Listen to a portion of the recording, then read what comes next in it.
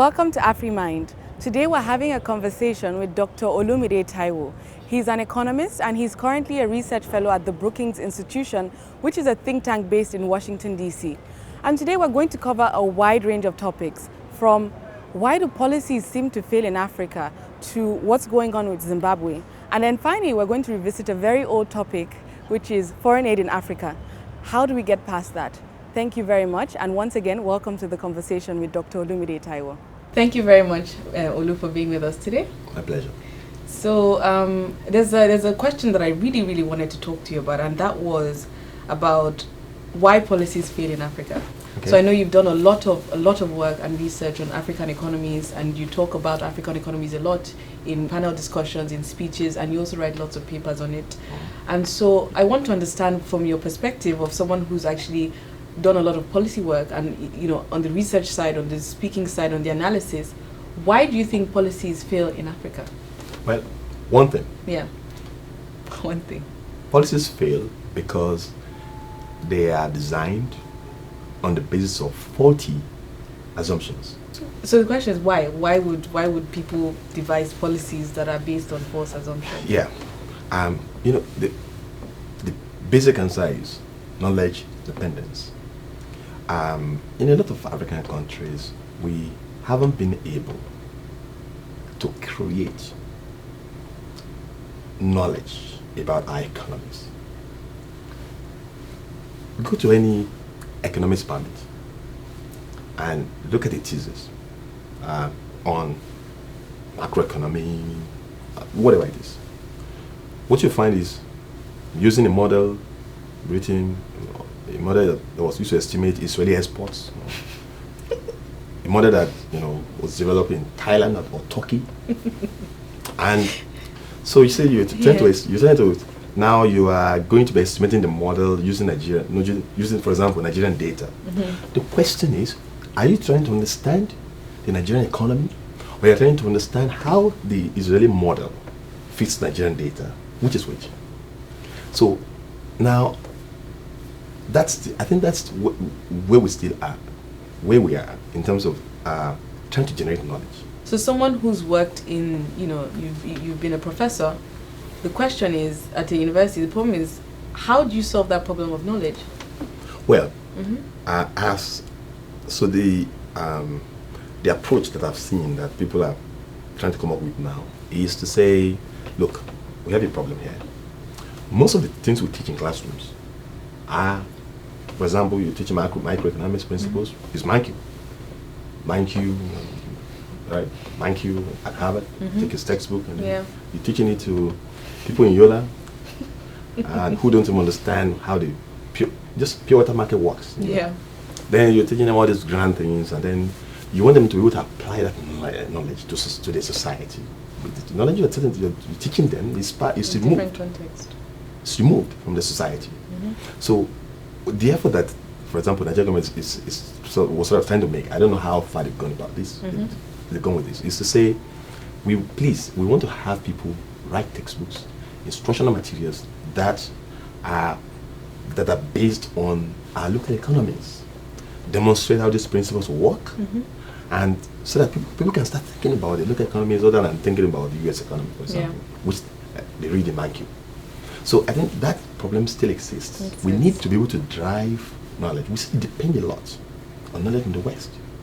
And when you keep depending on the knowledge from the West, knowledge has ideology. Right? Knowledge has ideology. And we will keep depending on that knowledge, and we don't understand how our own system work, our systems, how they work. We don't understand the structure of our economies. We don't understand anything about it. We just bring these ideas. Oh, something worked in Mexico. Oh, it should work here. Yeah. Go and make it work. Why did it work in Mexico, for example?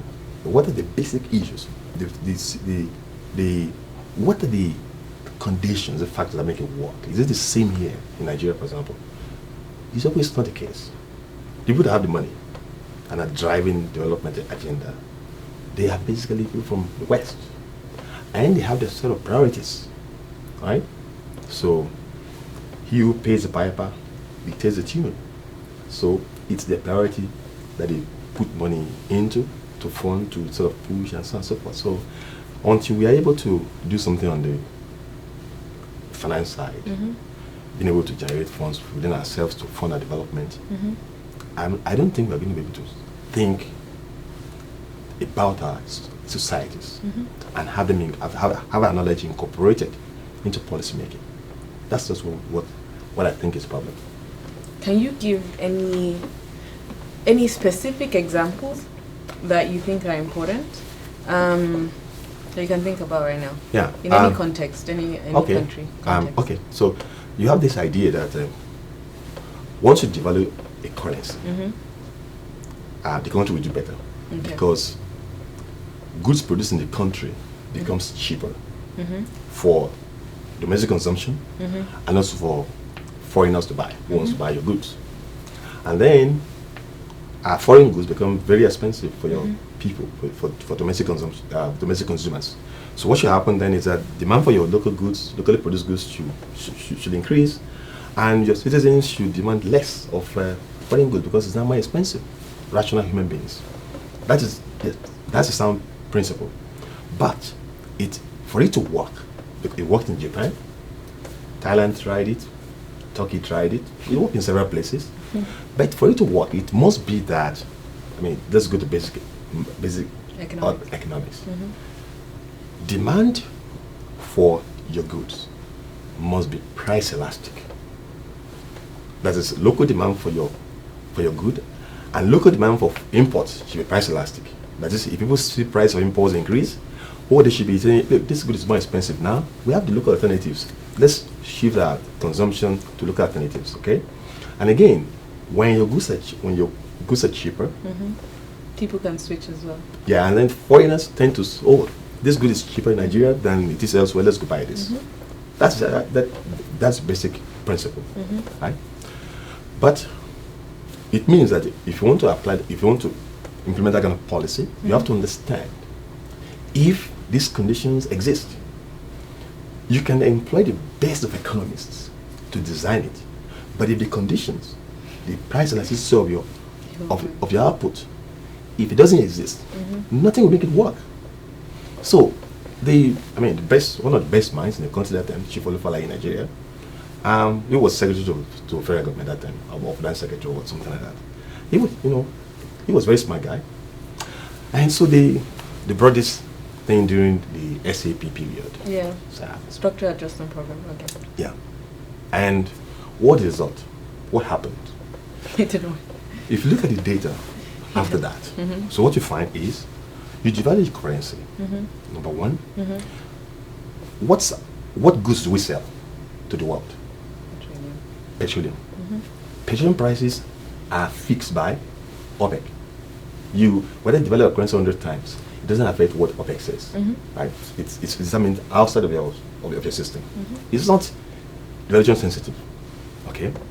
Now, what do you produce? Your production, how much of local materials do you input into it? So what we had that in the 80s was that most firms that produce locally import their even raw materials from overseas. So the price of raw materials have gone up.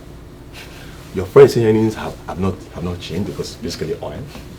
And then Disaster. The individuals who consume goods from overseas, they are, because of the wealth distribution, they're the top earners, and multiply the price of the goods by 10. They still want it because there's this culture of wanting to consume what my Westerner friends or colleagues consume. So in the end, you have this condition, this basic condition that demand for foreign goods from the price elastic. You change prices, it was inelastic. Foreign demand for your own goods wasn't elastic. So the conditions are just absent. So what would you expect to happen? Disaster. And right now, because I know a lot of people that actually died. Wow. They lost everything they had. Yeah, because a lot of companies folded up because they couldn't survive. So a lot of firms died, right? That's not what you intended. But the problem is that the basis for a success, devaluation, in Japan, for example, it doesn't exist in your country. Okay. But you assume it exists, that it existed. Okay. And so politics design, thinking about policy, it's not just about knowledge. It's about data, facts, right? Not just, oh, if you do this, this will happen. Because we've seen it in Japan. Knowledge has to be contextualized. Exactly. So, and something else that's a bit aside to what I've been saying is that the way that we think about development, we've been dependent on those who give us money. And so once you know that money, the money giver drives the way you think. They don't just come and give you money. They give you money, they give you manual. This is how you must operate. These are the ways this is what you must do. If it's inconsistent with your local conditions, why must you do it? But so what I'm trying to say is this: until we find ways to channel our resources into our development objectives and programs, we're still going to continue in this, sort of in this mess. Okay. And as countries, as individuals, I mean, I don't think it's something that comes with prestige. Thank you very much. My pleasure.